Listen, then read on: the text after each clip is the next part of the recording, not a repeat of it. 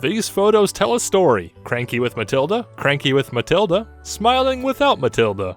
This photo in particular tells the story of beverage drinking futility, because they can't pick these up with hooves, but also who leaves drinks on the floor? Offensive bucktooth emoji sticker. Being offensive isn't the sin, but rather the existence of emoji. This glue stick. You may be expecting a horses are glue joke, but this sin is actually for borderline trademark infringement. This envelope teleports. Phantom page appears only momentarily. Redacted wedding invitation. Muffin?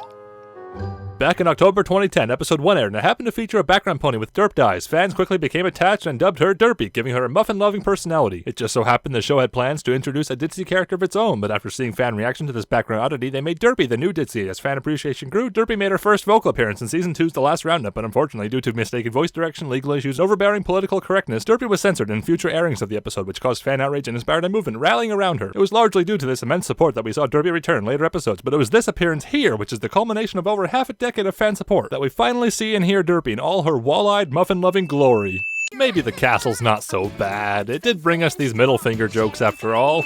Dr. Hooves is another background pony early bronies became attached to, giving him the headcanon of being the Doctor from Doctor Who. This episode clearly runs with that concept as he talks about time travel, has an appropriate accent, wears a bow tie, the Fourth Doctor's scarf, and even shouts the long-running catchphrase.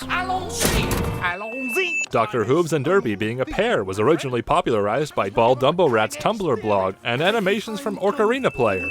Derpy doing something adorable that will be gift for all eternity.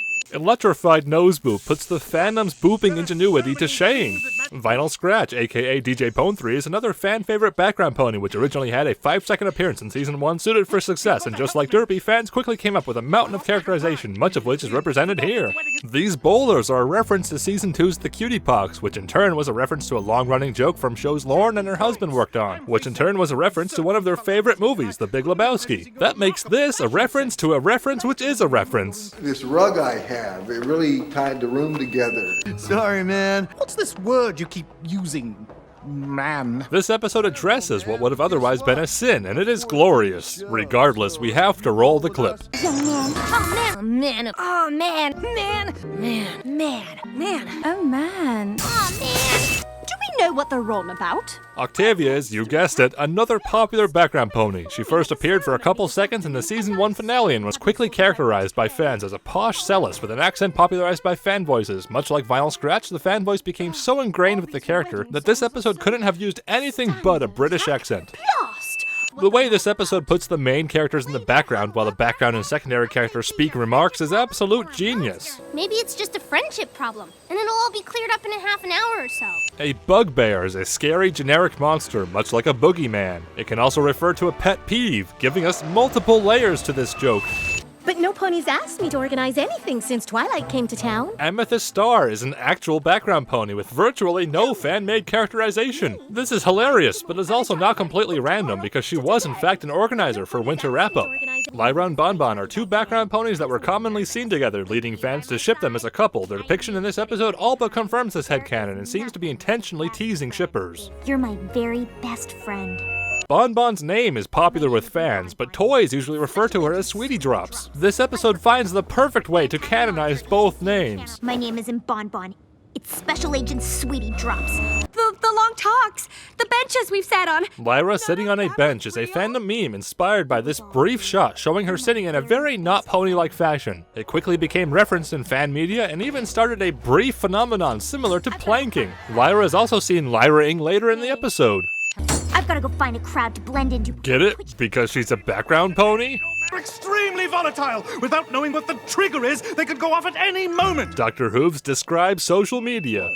I'm Stephen Magnet. Stephen Magnet is a fan-made name, but not just any fan-made name, because it comes from a time when full episodes were readily available on YouTube before Hasbro figured out what the internet was. And it was also at a time when YouTube rolled out a very broken caption transcription service which never worked correctly. It was because of these two very dated things that the word Stephen Magnet appeared under this character, and bronies have referred to him as such ever since. And now it's canon.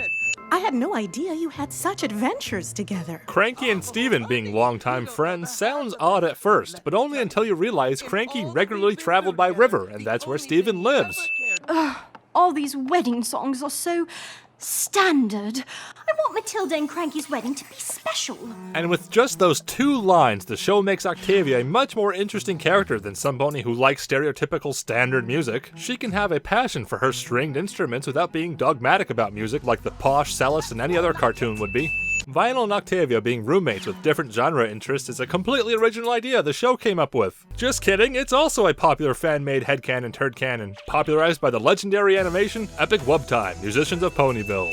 Jumping the shark is a phrase to indicate a dramatic change for a show, usually for the worse and usually because the writers are out of ideas. The accuracy of this pun is up for debate, but its inclusion is hilarious nonetheless. Vinyl's bass canon takes center stage as yet another reference to fan animation.